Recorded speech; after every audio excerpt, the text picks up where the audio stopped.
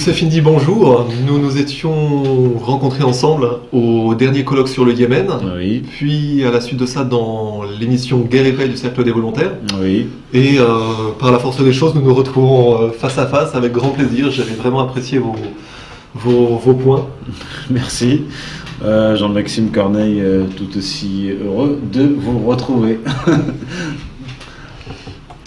Aujourd'hui donc émission sur le wahhabisme et sur l'actualité. Nous allons essayer peut-être de débriefer, de faire une sorte de bilan d'étape de ce qui nous est servi là dans l'actualité. Nous avons vraiment des aspects assez sensibles. D'une part l'actualité en France et d'autre part l'actualité en Syrie, avec donc en France vraiment les attentats, il y a vraiment des points intéressants. Certainement dans le fait que les gens commencent à se poser les bonnes questions, précisément sur la question de l'origine du mal wahhabite et la question de savoir jusqu'à quel point cela peut-il aller. Quel a été votre sentiment là-dessus, quant à l'évolution de la situation en France ?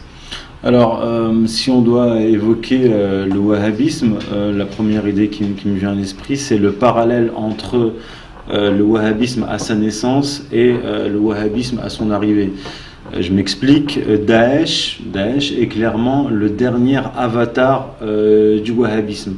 Et contrairement à ce que l'on peut imaginer, en réalité, les actes de Daesh, je dirais pas l'organisation en tant que telle, hein, mais sa sauvagerie, ses modes opératoires, on peut dire, ressemblent beaucoup plus aux actes commis par les Saouds et Mohammed ibn Abdul Wahhab au milieu du XVIIIe siècle qu'à l'Arabie saoudite moderne, qui s'est, entre guillemets, formalisé, un État terroriste formalisé. Lorsque le wahhabisme a connu ses premières expansions dans la péninsule arabique, nous avons vu, en tout cas nous avons des documents qui le prouvent, les troupes saoudiennes dirigées par le guide spirituel entre guillemets Mohammed ibn Abdul Wahhab commettre des massacres de masse, éventrer les femmes enceintes, tuer les hommes, achever les blessés au sol, aucune pitié pour les fuyards, etc. Aujourd'hui, on voit Daesh commettre exactement les mêmes atrocités à une toute autre échelle, mais le wahhabisme a opéré durant, en tout cas à ses débuts, des décennies et des décennies, jusqu'à l'instauration du royaume saoudite en 1932. Voilà ce que je peux dire sur le wahhabisme dans les faits. Maintenant, en France, ce qui se passe, c'est que on est dans une situation qui ressemble à une situation de pré-guerre civile, où on nous présente ces terroristes comme des musulmans radicaux ou des islamistes, alors qu'en réalité, lorsqu'on regarde les profils, lorsqu'on se penche sur les profils de chacun, on se rend compte que ce sont soit des anciennes prostituées, des voyous, des assassins, des dealers, des fumeurs de shit, ou des ivrognes. Ou des ivrognes. En réalité, on a affaire là à des athées, des athéistes en puissance qui sont passés d'un athéisme à un autre en réalité, c'est-à-dire le wahhabisme. Je dirais pas que c'est un athéisme, mais j'appellerais ça plutôt un antinomisme, une religion sans transcendance, ni transcendant, ni réelle divinité. C'est une religion matérialiste. Le parallèle pourrait être peut-être très intéressant avec les anarchistes de l'époque tsariste, c'est-à-dire les paumés, à l'occasion de toutes les révolutions ou de tous les mouvements de déstabilisation, on a toujours des paumés sous une estampille ou sous une autre qui sont réellement utilisés comme les petites mains dans les opérations terroristes, c'est-à-dire que ce sont eux qui sont toujours mis en tête, mis en première ligne. C'est d'autant plus ironique d'ailleurs quand on voit la devise anarchiste ni Dieu ni maître, alors qu'à vrai dire ils ont toujours été les pantins et les marionnettes de tous les pires mouvements. Juste peut-être pour la parenthèse, dans cette interaction, je voudrais peut-être rajouter exactement 2 points là-dessus, sur ce que nous avions déjà évoqué en fait lorsque nous nous sommes rencontrés, à savoir que, exactement en lien avec la naissance du royaume wahhabite, Clairement, le wahhabisme avait pris des peignets au XIXe siècle parce que c'était fait vraiment identifier comme un mouvement complètement hystérique et d'une violence vraiment l'exact inverse de la violence qui fait la civilisation. C'est-à-dire la question c'est toujours non pas la violence, mais la violence à quel point. Ce qui était très intéressant, c'est que dans les années 30, exactement 1930, nous avions eu un agent français.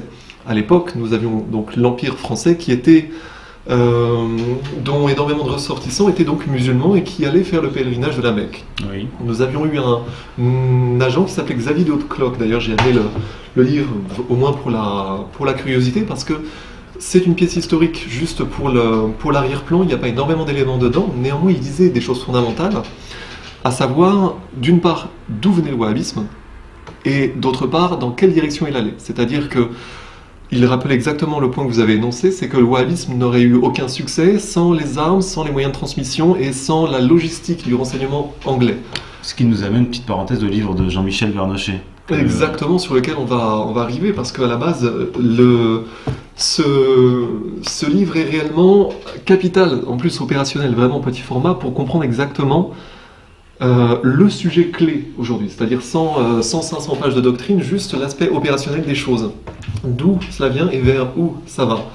Quand on a réellement autant de liens avec des pays comme le Qatar et l'Arabie Saoudite, qui sont des pays dont la religion officielle est le wahhabisme, on doit se poser les mêmes questions que se posait donc cet agent français dans les années 30. À qui cela va bénéficier ?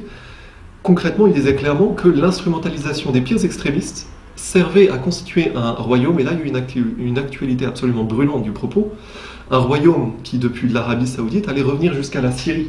C'était ce que disait, on se souvient de Lawrence d'Arabie, oui. Mais on ne parle jamais de Saint John Philby, qui était derrière, et qui lui était bien plus l'orchestrateur de ça. L'actualité géniale, c'est que, dans le sens où le parallèle génial avec l'histoire, c'est que la Syrie était directement menacée. Syrie qui à l'époque était un mandat français qui s'est fait attaquer après la Première Guerre mondiale. L'actualité de ce qu'il se passe aujourd'hui en Syrie, en lien avec cette naissance d'un Daesh en tant que peut-être future Arabie Saoudite, en comprenant l'inverse, c'est-à-dire que l'Arabie Saoudite soit le Daesh qui aurait réussi, c'est tout à fait juste, mais actualisation donc assez fabuleuse.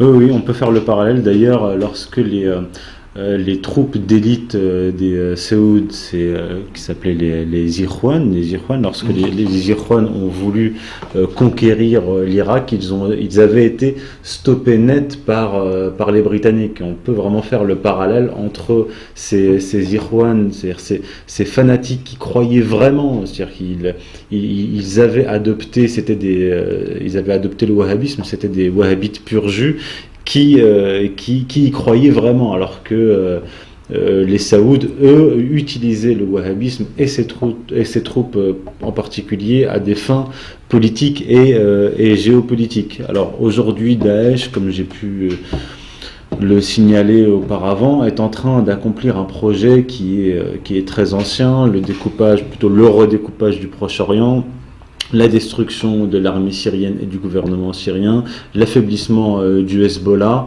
et à terme servir les intérêts géostratégiques israéliens dans la région. Là, on arrive sur un point réellement intéressant, c'est-à-dire qu'en ce sens, il y a un certain nombre de voix dissidentes qui s'élèvent, ne serait-ce que chez les observateurs avertis, mais également certains hommes du sérail qui font sortir certaines informations. À partir du moment où donc les États-Unis ont quitté l'Irak en 2011, disons qu'on a tenté de repeindre Al-Qaïda comme quelque part un allié potentiel contre la Syrie au début de la guerre de Syrie. Puis deuxième point, la réaction des militaires américains qui ont dit en gros nous n'allons pas servir d'Air Force pour le compte d'Al-Qaïda. Et c'est à ce moment-là, voilà ce que disent les observateurs du sérail, du renseignement militaire américain, c'est que c'est à ce moment-là que le nom quelque part a été changé et qu'on a eu l'émergence d'une nouvelle entité qui s'est appelée l'État islamique. On lui donne plusieurs noms, plusieurs entités. La question en effet c'est à quelle fin ? Qu'est-ce qu'il crée autour notamment d'Israël ? Qu'est-ce qu'il crée en Irak et jusqu'à quel point la situation peut être dangereuse, c'est-à-dire créer toute une zone d'instabilité jusqu'à la Syrie. L'intervention russe sous cet angle-là est intéressante parce que c'est vraiment un holà qui est mis.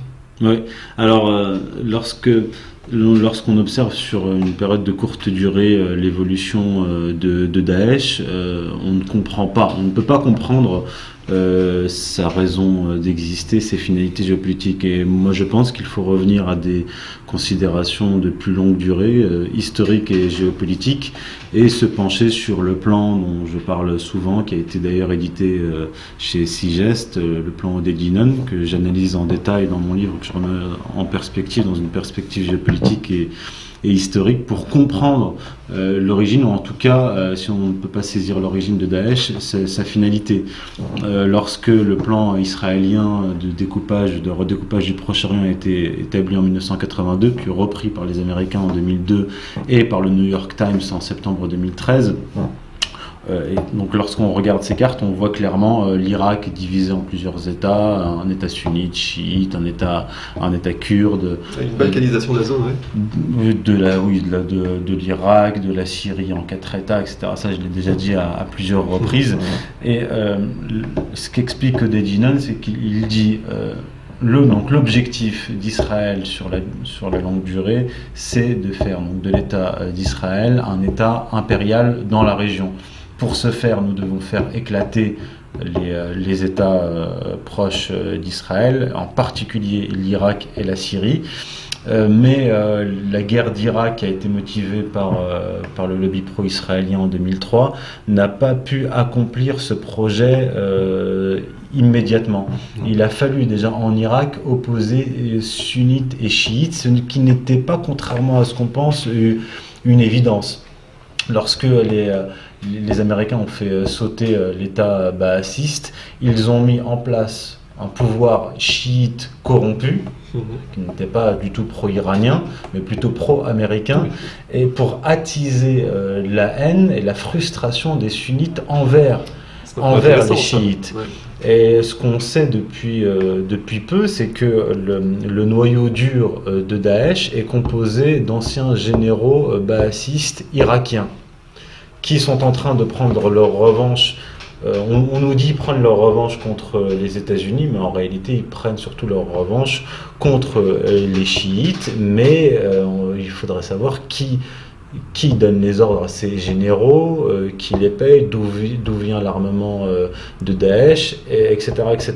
Mais en tout cas, ce qu'on peut dire lorsqu'on fait une analyse profonde de la situation actuelle, c'est que Daesh est en train d'accomplir le plan Odeginon, c'est-à-dire faire sauter l'Irak, c'est déjà fait, mais les derniers verrous sont la Syrie et le Hezbollah. D'ailleurs, pour en venir à la Russie, lorsque la Russie a démarré son intervention au Proche-Orient, en Syrie en particulier, immédiatement, Netanyahou est parti avec son état-major en Russie pour avoir deux garanties de Poutine.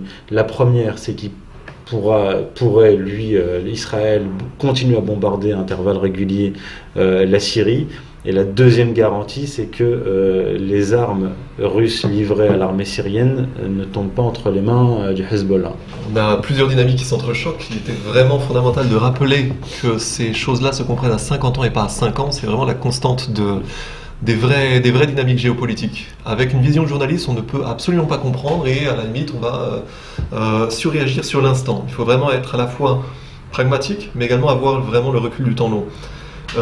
Sur ce point, en plus, les Israéliens jouent un rôle assez trouble, puisqu'il y a un article qui est intéressant sur le site de l'auteur américain William Engdahl sur le fait que Israël a trouvé sur le plateau du Golan, c'est-à-dire qu'un terrain, une zone de terre qui est encore officiellement syrienne, mais retenue par Israël depuis la guerre des 6 jours. Or, il y a du pétrole dessous. Oui, et clairement, on a des déclarations, elles sont citées dans l'article, génie et génocide, vous verrez. Oui. Sur le fait que Israël a un intérêt direct à l'affaiblissement total de la Syrie, oui. Un intérêt qui peut être récent et qui peut être parallèle au plan Odeginon, donc déjà. Plus que parallèle, parce qu'Odeginon lui-même parlait de récupérer les zones gazières et pétrolières. Alors il ne parlait pas du Golan à cette époque-là, en 1982, mais il parlait déjà du Sinaï, par exemple. C'est ça, et il y a aussi autre chose, c'est qu'on ne découvre en général les vraies matières premières stratégiques que bien plus tard, comme s'il s'était agi d'un hasard au moment où on était à un endroit. Bien plus tard, on s'apercevra, oh là là, il y avait du pétrole. Le cas rwandais est très intéressant là-dedans. Il y avait du pétrole, des métaux précieux, etc. Mais on ne savait pas au moment où on y allait. C'était vraiment par hasard. Il faut quand même avoir Encore une fois, le recul, c'est que les informations qui nous sont données sont en retard par rapport aux informations des initiés, c'est évident. Et l'histoire pétrolière regorge de ce qu'on appelle le déni stratégique, typiquement britannique, mais le déni stratégique, c'est-à-dire, si on est à un endroit, c'est évidemment par hasard. C'est ni pour l'or de l'Afrique du Sud ou les diamants, c'est certainement pas pour le coton du Soudan, c'est pas du tout pour le pétrole de Mésopotamie, c'est un total hasard.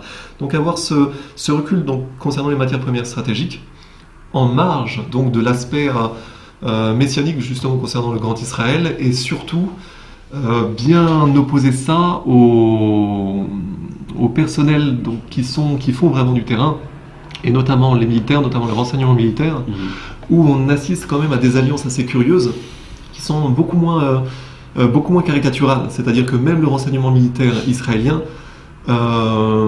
essaye et quelque part en but avec ses propres dirigeants civils qui font prendre des risques fous. Je pense notamment à Meir Dagan, ancien patron du Mossad. Ses déclarations sur Netanyahou sont très claires. Il fait prendre des risques fous à Israël, et des gens comme ça à la tête de l'État, que ce soit en Israël, que ce soit chez Daesh, que ce soit chez n'importe qui, font prendre des risques fous à la région, mais quelque part par extension au monde. Ce qui nous amènerait peut-être là à notre incident proche potentiellement un incident de nature à créer la Troisième Guerre mondiale. Mais quand on a un Sukhoi 24 qui se fait descendre par les Turcs, voir que ce soit, disons que l'hypothèse principale, que ce soit un État contre un État, j'estime qu'il y a d'autres hypothèses. C'est-à-dire que des forces paramilitaires ont très bien pu faire ça de façon à compromettre à la fois la Turquie et la Russie. Ça, c'est une opération qui est complètement négligée, enfin c'est une possibilité qui est complètement négligée, qui serait négligée avec un strict point de vue journalistique, mais que nous devons envisager. Parce que réellement, ce que disent les hommes du Sérail, notamment le renseignement militaire américain, c'est que par la Turquie transitaient des armes données par, quelque part, une armée fantôme en marge de l'armée américaine, qui est en fait l'évolution de ce que l'on appelait après Blackwater, c'est-à-dire les contractors qui faisaient transiter des armes libyennes vers la Syrie via la Turquie, mais de façon, je veux dire, dans le dos, avec la complicité de certains services turcs, mais globalement dans le dos de l'armée américaine. Il n'est pas du tout possible qu'un incident de ce type ait été créé justement pour compromettre à la fois la Russie et la Turquie. Et en effet, quelque part, ça pourrait être une mèche pour quelque chose de plus grave.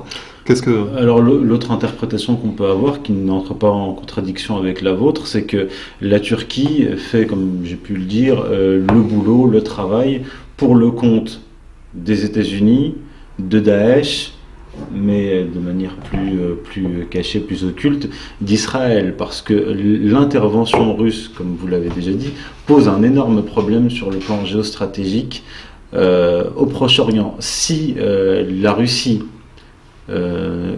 annihile Daesh, ça change le scénario, oui. Ça modifie le scénario, et il faudrait faire une actualisation, réactualiser la géostratégie proche-orientale. C'est-à-dire, si, comme ils le font actuellement, ils desserrent les taux autour de l'armée syrienne, que l'armée syrienne commence à reprendre du terrain, que Daesh est acculé en Irak et finalement éliminé en Irak par la Russie. Le scénario tomberait, oui. Le scénario du Grand Israël tomberait, et il faudrait la situation serait paradoxalement plus grave, parce que les fauteurs de guerre, les Israéliens, les pro-israéliens aux États-Unis, feraient tout leur possible pour déclencher là, pour le coup, une troisième guerre mondiale.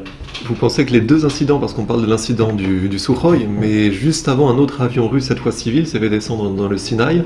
Oui. Envisagez-vous donc la possibilité que ça soit... Vous savez, il faut bien avoir... l'objet de ces entretiens, c'est de redonner quelque part une culture du renseignement, et surtout l'inverse de la réaction hystérique des journalistes. C'est-à-dire qu'un attentat est toujours un message à faire passer. Ça, c'est un point vraiment important. Et le message est compris par ceux à qui il est destiné, et pas forcément par les journalistes du Monde qui vont vous expliquer que c'est affreux, ou que les avions russes, c'est des anciens Tupolev, etc. Ce genre d'explication, vraiment, c'est... Quelle est la vraie signification, en effet, vous pensez possible ce genre de représailles indirectes, ou un message à faire passer justement au moment où les Russes venaient de s'immiscer exactement dans le scénario, et d'une façon réellement qui a surpris l'OTAN? Alors l'avion commercial russe qui a été abattu et l'avion de chasse russe qui a été abattu peuvent être donc ces deux actes qui peuvent être qualifiés d'actes de guerre. Ces deux actes de guerre peuvent être interprétés comme des mesures de rétorsion contre la Russie. Le message donné à la Russie, comme le feu qu'on avait allumé en Ukraine à la porte de la Russie. C'est exactement le même message, c'est-à-dire ne vous approchez pas de la Syrie. Tout comme lui-même, de chasse gardée, ouais. Poutine l'avait dit, il me semble, dès 2011-2012, la ligne rouge, c'est la Syrie. Ce qui m'a amené à développer l'idée de Syrie comme pivot géostratégique mondial. C'est là que tout se joue, c'est là que les puissances régionales et les puissances militaires régionales et mondiales s'opposent. Et le dénouement, la finalité de cette opposition en Syrie dessinera la géopolitique future et bouleversera certainement l'avenir. C'est une double lecture à la fois stratégique et en plus qui rejoint des aspects complètement messianiques que connaissent quelque part les anciens chrétiens agnostiques, mais que connaît beaucoup plus l'islam, alors que les chrétiens catholiques les ont en partie oubliés. La Syrie est à la fois stratégique. Vous voyez encore une fois les articles de William Engdahl là-dessus sur l'aspect pétrolier. Le renseignement militaire américain, et notamment quelqu'un dont je traduis les textes, et plus tard nous mettrons cela en ligne, Steve Petchenik disait très clairement il y a 3 ans, de toute façon la Syrie ne sera pas lâchée. Or, si vous voyez sur la carte ce qu'il restait de la Syrie loyaliste, donc loyale à Bachar al-Assad, c'était vraiment une bande côtière, il y avait réellement plus grand-chose. Il est très clair que la Russie a laissé vraiment les choses, non pas pourrir, mais voir jusqu'à où elle pouvait aller, et qu'en face, les différents agrégats de terroristes, de Daesh, de Al-Nusra, le terrorisme modéré, etc., bénéficiaient d'effectifs illimités en provenance du sud-est, mais également du nord, par la Turquie. Les uns et les autres transitant par les deux zones, et ayant été formés, ça a été dit très clairement, notamment par Steve Petchenik, formés par des boîtes, par des entreprises privées type contracteurs américains, pour justement avoir des effectifs illimités contre Bachar al-Assad. La Russie a laissé faire ça. Il y a eu déjà des soutiens, ça s'était déjà passé au début des années 80, peu de gens le savent, mais la Russie a laissé faire ça jusqu'à un certain point. Par contre, la façon dont elle intervient là, et surtout en lien avec l'Iran, mais également, il semblerait, la Chine, et évidemment le Hezbollah, c'est vraiment quelque chose de synchronisé, et c'est vraiment une alliance qui prend forme. En ce sens, quand on parle d'une communauté internationale, dans nos médias à nous, c'est l'Angleterre, les États-Unis, Israël, la France et l'Allemagne en tant que caniche, mais réellement, nous jouons là-bas un jeu qui est l'exact inverse de notre histoire, et surtout, nous devrions bien plus être des hommes de paix et comprendre la différence entre le vrai islam et le wahhabisme. Et c'est pour ça que j'avais été séduit justement par vos analyses qui sont vraiment capitales, et également le livre de M. Vernouché qui était vraiment... C'est le sujet des sujets en ce moment. Le wahhabisme d'aujourd'hui, c'est le bolchevisme d'hier, c'est-à-dire un risque pour la civilisation. Ce que disaient tous les initiés de l'époque, ce qu'aujourd'hui disent également les initiés du moment. Alors peut-être pour conclure, on peut dire que le wahhabisme est l'outil principal, fondamental de cette très large stratégie du choc des civilisations qui consiste à opposer le monde chrétien, ou plutôt le monde post-chrétien, au monde musulman, mais pas seulement au monde musulman, le monde russe orthodoxe et chinois. Et je tiens à dire que cette stratégie est une stratégie religieuse, messianique, qui a été élaborée dès le Moyen-Âge. On retrouve des textes... c'est ça, dans votre livre, Occident Islam, c'est justement le... Il y a un texte qu'on trouve au Moyen-Âge, un texte important que j'analyse, qui parle très clairement du terrorisme en disant que les fils d'Ismaël, c'est-à-dire les musulmans, provoqueraient des troubles dans le monde et qu'en réponse à ces troubles-là, les fils d'Édom, c'est-à-dire les Européens, attaqueraient Ismaël, qu'ils chasseraient de Palestine. Nous y sommes. Ce sera certainement le mot de la fin, justement, pour de la nourriture pour l'esprit, comme diraient nos amis britanniques. Je vous remercie beaucoup pour cet entretien. Je vous remercie.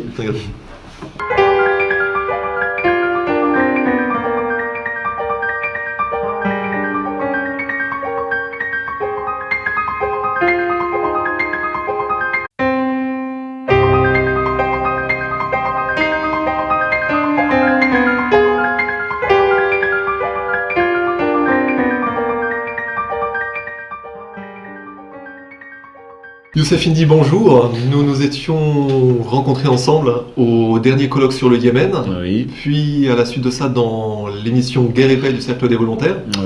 Et par la force des choses, nous nous retrouvons face à face avec grand plaisir. J'avais vraiment apprécié vos points. Merci. Jean-Maxime Corneille, tout aussi heureux de vous retrouver. Aujourd'hui donc émission sur le wahhabisme et sur l'actualité. Nous allons essayer peut-être de débriefer, de faire une sorte de bilan d'étape de ce qui nous est servi là dans l'actualité. Nous avons vraiment des aspects assez sensibles. D'une part l'actualité en France et d'autre part l'actualité en Syrie, avec donc en France vraiment les attentats, il y a vraiment des points intéressants, certainement dans le fait que les gens commencent à se poser les bonnes questions,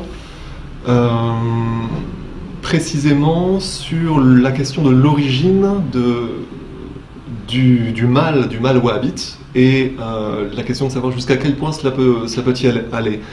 Quel a été votre sentiment là-dessus, quant à l'évolution de la situation en France ? Alors, si on doit évoquer le wahhabisme, la première idée qui me vient à l'esprit, c'est le parallèle entre le wahhabisme à sa naissance et le wahhabisme à son arrivée.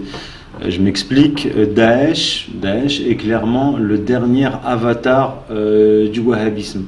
Et contrairement à ce que l'on peut imaginer, en réalité, les actes de Daesh, je dirais pas l'organisation en tant que telle, hein, mais sa sauvagerie, ses modes opératoires, on peut dire, ressemblent beaucoup plus aux actes commis par les Saouds et Mohammed ibn Abdul Wahhab au milieu du XVIIIe siècle qu'à l'Arabie saoudite moderne, qui s'est, entre guillemets, formalisé, un État terroriste formalisé. Lorsque le wahhabisme a connu ses premières expansions dans la péninsule arabique, nous avons vu, en tout cas nous avons des documents qui le prouvent, les troupes saoudiennes dirigées par le guide spirituel entre guillemets Mohammed ibn Abdul Wahhab commettre des massacres de masse, éventrer les femmes enceintes, tuer les hommes, achever les blessés au sol, aucune pitié pour les fuyards, etc. Aujourd'hui, on voit Daesh commettre exactement les mêmes atrocités à une toute autre échelle, mais le wahhabisme a opéré durant, en tout cas à ses débuts, des décennies et des décennies, jusqu'à l'instauration du royaume saoudite en 1932. Voilà ce que je peux dire sur le wahhabisme dans les faits. Maintenant, en France, ce qui se passe, c'est que on est dans une situation qui ressemble à une situation de pré-guerre civile, où on nous présente ces terroristes comme des musulmans radicaux ou des islamistes, alors qu'en réalité, lorsqu'on regarde les profils, lorsqu'on se penche sur les profils de chacun, on se rend compte que ce sont soit des anciennes prostituées, des voyous, des assassins, des dealers, des fumeurs de shit, ou des ivrognes. Ou des ivrognes. En réalité, on a affaire là à des athées, des athéistes en puissance qui sont passés d'un athéisme à un autre en réalité, c'est-à-dire le wahhabisme. Je dirais pas que c'est un athéisme, mais j'appellerais ça plutôt un antinomisme, une religion sans transcendance, ni transcendant, ni réelle divinité. C'est une religion matérialiste. Le parallèle pourrait être peut-être très intéressant avec les anarchistes de l'époque tsariste, c'est-à-dire les paumés, à l'occasion de toutes les révolutions ou de tous les mouvements de déstabilisation, on a toujours des paumés sous une estampille ou sous une autre qui sont réellement utilisés comme les petites mains dans les opérations terroristes, c'est-à-dire que ce sont eux qui sont toujours mis en tête, mis en première ligne. C'est d'autant plus ironique d'ailleurs quand on voit la devise anarchiste ni Dieu ni maître, alors qu'à vrai dire ils ont toujours été les pantins et les marionnettes de tous les pires mouvements. Juste peut-être pour la parenthèse, dans cette interaction, je voudrais peut-être rajouter exactement 2 points là-dessus sur ce que nous avions déjà évoqué en fait lorsque nous nous sommes rencontrés, à savoir que exactement en lien avec la naissance du royaume wahhabite, clairement le wahhabisme avait pris des peignets au XIXe siècle parce que c'était fait vraiment identifier comme un mouvement complètement hystérique et d'une violence vraiment l'exact inverse de la violence qui fait la civilisation. C'est-à-dire que la question c'est toujours non pas la violence, mais la violence à quel point. Ce qui était très intéressant, c'est que dans les années 30, exactement 1930, nous avions eu un agent français. À l'époque, nous avions donc l'Empire français qui était dont énormément de ressortissants étaient donc musulmans et qui allaient faire le pèlerinage de la Mecque. Oui. Nous avions eu un agent qui s'appelait Xavier de Haute-Cloque. D'ailleurs, j'ai amené le livre, au moins pour la curiosité, parce que c'est une pièce historique juste pour l'arrière-plan. Il n'y a pas énormément d'éléments dedans. Néanmoins, il disait des choses fondamentales, à savoir, d'une part, d'où venait le wahhabisme, et d'autre part, dans quelle direction il allait. C'est-à-dire que il rappelait exactement le point que vous avez énoncé, c'est que le wahhabisme n'aurait eu aucun succès sans les armes, sans les moyens de transmission et sans la logistique du renseignement anglais. Ce qui nous amène, petite parenthèse, au livre de Jean-Michel Vernochet. Exactement, sur lequel on va arriver, parce qu'à la base, ce livre est réellement capital, en plus opérationnel, vraiment petit format, pour comprendre exactement le sujet clé aujourd'hui, c'est-à-dire sans 500 pages de doctrine, juste l'aspect opérationnel des choses. D'où cela vient et vers où ça va. Quand on a réellement autant de liens avec des pays comme le Qatar et l'Arabie Saoudite, qui sont des pays dont la religion officielle est le wahhabisme, on doit se poser les mêmes questions que se posait donc cet agent français dans les années 30. À qui cela va bénéficier ? Concrètement, il disait clairement que l'instrumentalisation des pires extrémistes servait à constituer un royaume, et là il y a eu une actualité absolument brûlante du propos, un royaume qui depuis l'Arabie Saoudite allait revenir jusqu'à la Syrie. C'était ce que disait, on se souvient de Lawrence d'Arabie, oui. Mais on parle jamais de Saint John Philby qui était derrière, et qui lui était bien plus l'orchestrateur de ça. L'actualité géniale, c'est que, dans le sens où le parallèle génial avec l'histoire, c'est que la Syrie était directement menacée. Syrie qui à l'époque était un mandat français qui s'est fait attaquer après la Première Guerre mondiale. L'actualité de ce qu'il se passe aujourd'hui en Syrie, en lien avec cette naissance d'un Daesh en tant que peut-être future Arabie Saoudite, en comprenant l'inverse, c'est-à-dire que l'Arabie Saoudite soit le Daesh qui aurait réussi, c'est tout à fait juste, mais actualisation donc assez fabuleuse.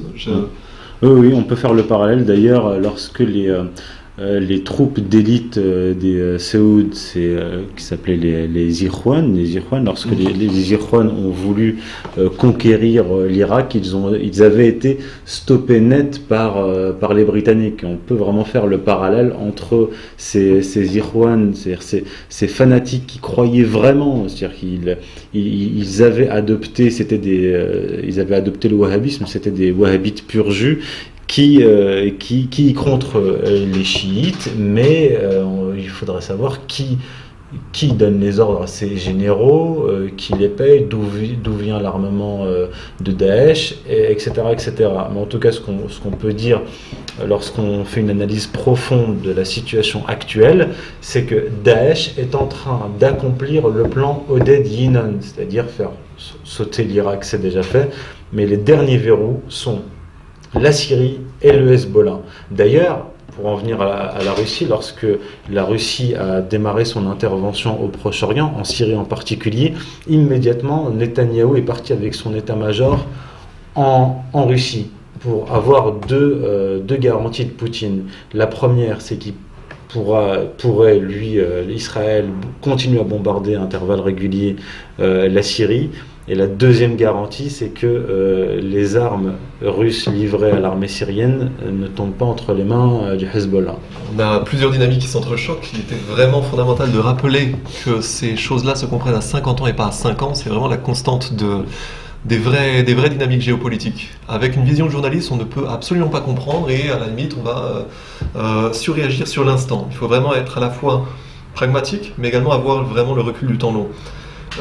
Sur ce point, en plus, les Israéliens jouent un rôle assez trouble, puisqu'il y a un article qui est intéressant sur le site de l'auteur américain William Engdahl sur le fait que là, Israël a trouvé sur le plateau du Golan, c'est-à-dire qu'un terrain, une zone de terre qui est encore officiellement syrienne, mais retenue par Israël depuis la guerre des 6 jours. Or, il y a du pétrole dessous. Oui. Et clairement, on a des déclarations, elles sont citées dans l'article, génie et génocide, vous verrez. Oui. Sur le fait que Israël a un intérêt direct à l'affaiblissement total de la Syrie, un intérêt qui peut être récent et qui peut être parallèle au plan Oded Yinon, donc déjà. Plus que parallèle, parce que Oded Yinon lui-même parlait de récupérer les zones gazières et pétrolières. Alors il ne parlait pas du Golan à cette époque-là, en 1982, mais il parlait déjà du Sinaï, par exemple. C'est ça, et il y a aussi autre chose, c'est qu'on ne découvre en général les vraies matières premières stratégiques que bien plus tard, comme s'il s'était agi d'un hasard au moment où on était à un endroit. Bien plus tard, on s'apercevra, oh là là, il y avait du pétrole. Le cas rwandais est très intéressant là-dedans. Il y avait du pétrole, des métaux précieux, etc. Mais on ne savait pas au moment où on y allait. C'était vraiment par hasard. Il faut quand même avoir, encore une fois, le recul. C'est que les informations qui nous sont données sont en retard par rapport aux informations des initiés. C'est évident. Et l'histoire pétrolière regorge de ce qu'on appelle le déni stratégique, typiquement britannique, mais le déni stratégique, c'est-à-dire, si on est à un endroit, c'est évidemment par hasard. C'est ni pour l'or de l'Afrique du Sud ou les diamants, c'est certainement pas pour le coton du Soudan, c'est pas du tout pour le pétrole de Mésopotamie, c'est un total hasard.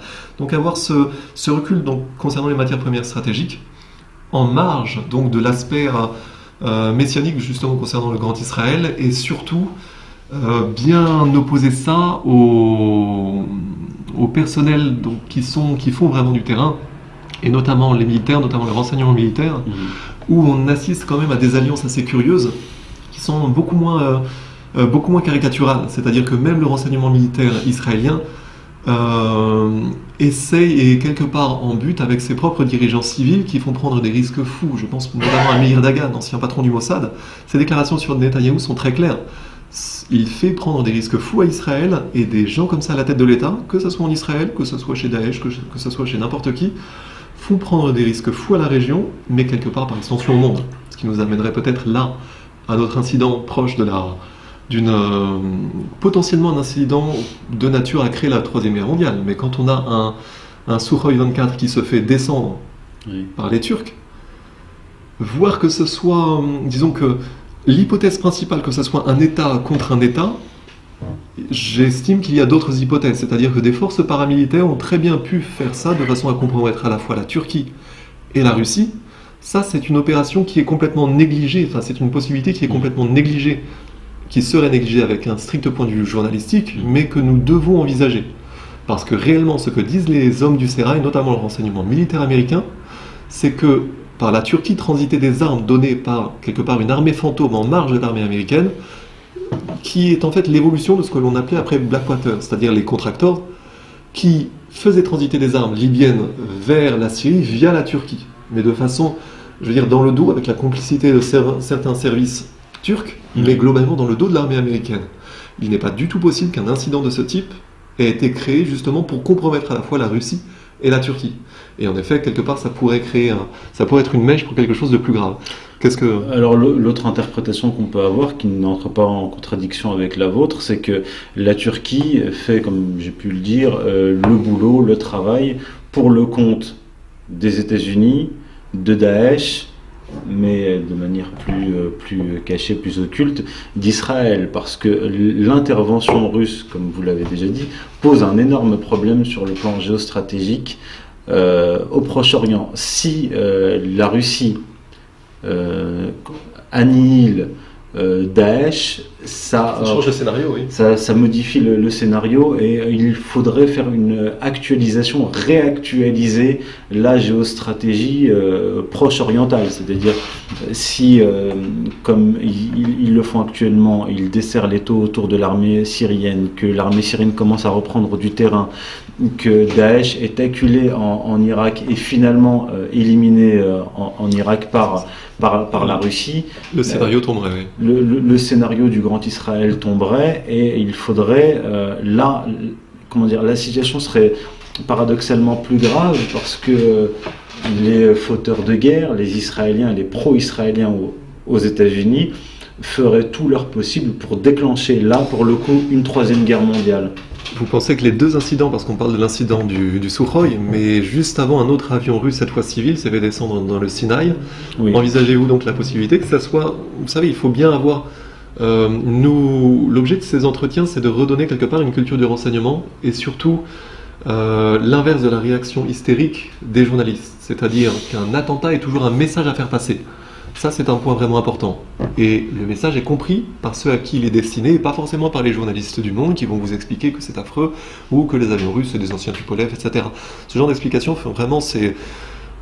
Quelle est la vraie signification, en effet, vous pensez possible ce genre de représailles indirectes, ou un message à faire passer justement au moment où les Russes venaient de s'immiscer exactement dans le scénario et d'une façon réellement qui a surpris l'OTAN. Alors l'avion commercial russe qui a été abattu et l'avion de chasse russe qui a été abattu peuvent être donc ces deux actes qui peuvent être qualifiés d'actes de guerre. Ces deux actes de guerre peuvent être interprétés comme des mesures de rétorsion contre la Russie. Le message donné à la Russie comme le feu qu'on avait allumé en Ukraine à la porte de la Russie, c'est exactement le même message, c'est-à-dire ne vous approchez pas de la Syrie, tout comme lui-même, de chasse gardée, ouais. Poutine l'avait dit, il me semble, dès 2011-2012, la ligne rouge, c'est la Syrie, ce qui m'a amené à développer l'idée de Syrie comme pivot géostratégique mondial. C'est là que tout se joue, c'est là que les puissances régionales et les puissances militaires régionales croyaient vraiment, alors que les Saouds, eux, utilisaient le wahhabisme et ses troupes en particulier à des fins politiques et géopolitiques. Alors aujourd'hui, Daesh, comme j'ai pu le signaler auparavant, est en train d'accomplir un projet qui est très ancien, le redécoupage du Proche-Orient, la destruction de l'armée syrienne et du gouvernement syrien, l'affaiblissement du Hezbollah et à terme servir les intérêts géostratégiques israéliens dans la région. Là, on arrive sur un point réellement intéressant, c'est-à-dire qu'en ce sens, il y a un certain nombre de voix dissidentes qui s'élèvent, ne serait-ce que chez les observateurs avertis, mais également certains hommes du sérail qui font sortir certaines informations. À partir du moment où donc les États-Unis ont quitté l'Irak en 2011, disons qu'on a tenté de repeindre Al-Qaïda comme quelque part un allié potentiel contre la Syrie au début de la guerre de Syrie. Puis deuxième point, la réaction des militaires américains qui ont dit en gros nous n'allons pas servir d'Air Force pour le compte d'Al-Qaïda. Et c'est à ce moment-là, voilà ce que disent les observateurs du sérail, du renseignement militaire américain, c'est que c'est à ce moment-là que le nom quelque part a été changé et qu'on a eu l'émergence d'une nouvelle entité qui s'est appelée l'État islamique. On lui donne plusieurs noms, plusieurs entités. La question en effet c'est à quelle fin? Qu'est-ce qu'il crée autour notamment d'Israël? Qu'est-ce qu'il crée en Irak et jusqu'à quel point la situation peut être dangereuse, c'est-à-dire créer toute une zone d'instabilité jusqu'à la Syrie. L'intervention russe sous cet angle-là est intéressante parce que c'est vraiment un holà qui est mis.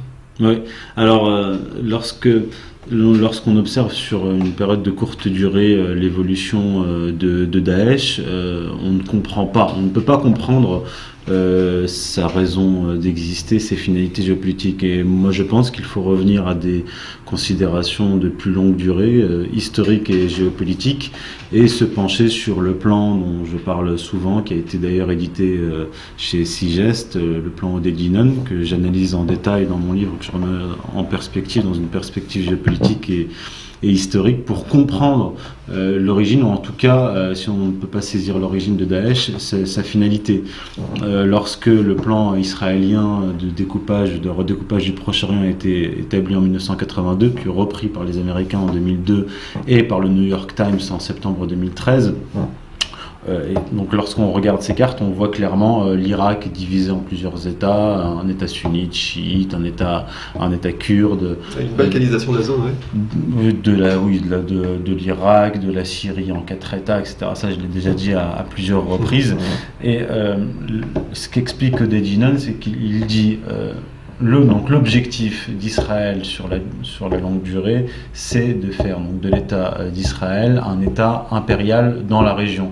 Pour ce faire, nous devons faire éclater les États proches d'Israël, en particulier l'Irak et la Syrie. Mais la guerre d'Irak, qui a été motivée par le lobby pro-israélien en 2003, n'a pas pu accomplir ce projet immédiatement. Il a fallu déjà en Irak opposer sunnites et chiites, ce qui n'était pas, contrairement à ce qu'on pense, une évidence.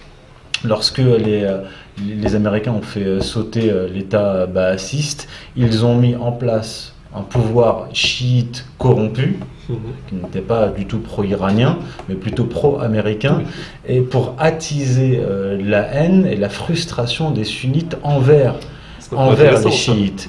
Et ce qu'on sait depuis peu, c'est que le noyau dur de Daesh est composé d'anciens généraux baathistes irakiens, qui sont en train de prendre leur revanche On nous dit prendre leur revanche contre les États-Unis, mais en réalité, ils prennent surtout leur revanche